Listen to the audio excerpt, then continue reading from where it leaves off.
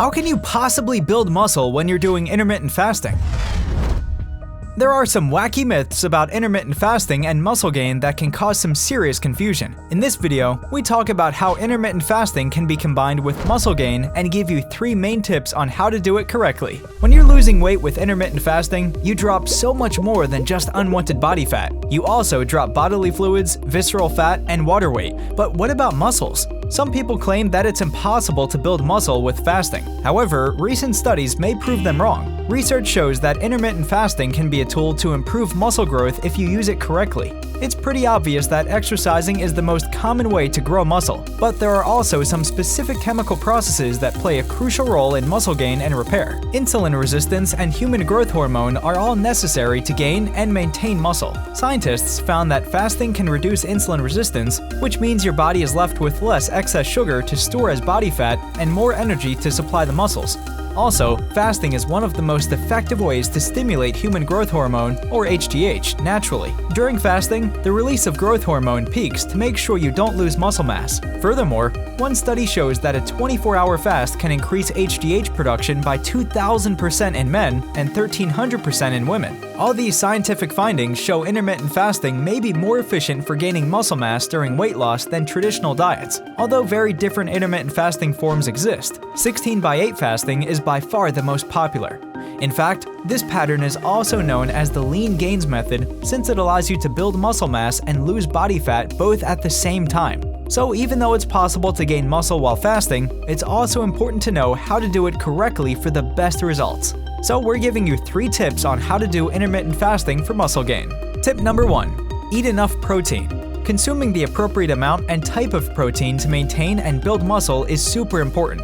Proteins are a part of every cell and tissue, including our muscles. It helps reduce muscle loss and increase the feelings of fullness. However, trying to gain muscle mass while fasting may be a tricky task because you need to squeeze the necessary protein and calorie intake into your eating window. So you need to carefully balance the timing of your meals within your allocated eating window. Otherwise, your workout performance may slip, meaning you'll be less effective at building muscle and strength. In general, protein should account for 10 to 35% of your daily calorie consumption. If you consume 2,000 calories per day, this would work out to be between 200 to 700 calories of protein per day.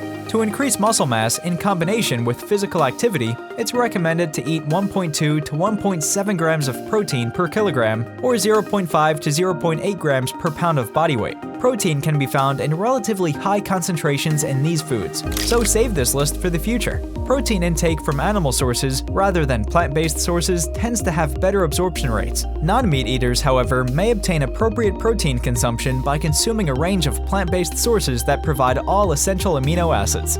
Tip number 2. You need to consume carbs, no matter what. It's okay to eat more healthy fats and protein during the eating window. However, not eating enough carbs can be very bad, especially for your muscles. When you eat more carbs, the levels of the obesity hormone leptin rise. Increased leptin levels suppress appetite and stimulate metabolism. Both these can lead to greater weight loss. Most importantly, leptin may promote muscle building if you do resistance exercise. The key to increasing your carb intake is to include more foods that contain complex carbs. These include peas, beans, whole grains, and starchy vegetables. Unlike simple carbs, complex carbs do not cause a spike in blood sugar levels. Tip number 3. Plan your exercise strategically.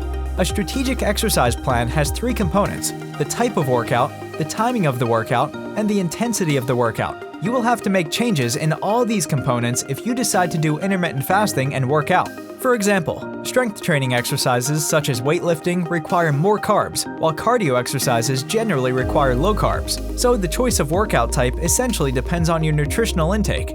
When you work out during intermittent fasting is another crucial factor in determining the results. Naturally, you wouldn't want to lift heavy when you're struggling with hunger pangs. However, some people may enjoy their workouts on an empty stomach. You may exercise before, during, or after the feeding period. Working out before the feeding period is ideally suited for someone who wants to burn more fat and has no performance issues associated with fasting. Working out during and after the feeding period is best suited for those who cannot perform well on an empty stomach. When it comes to the intensity of a workout, there is one simple rule to follow. Do low-intensity workouts during the fasting window and high-intensity workouts during the feeding window. This will save you from discomfort and impaired exercise performance. If you want to find out more about intermittent fasting, check out our Ultimate Fasting playlist. Also, watch how Dr. Elena explains how to lose fat and build muscle at the same time. Thanks for watching, and see you next time!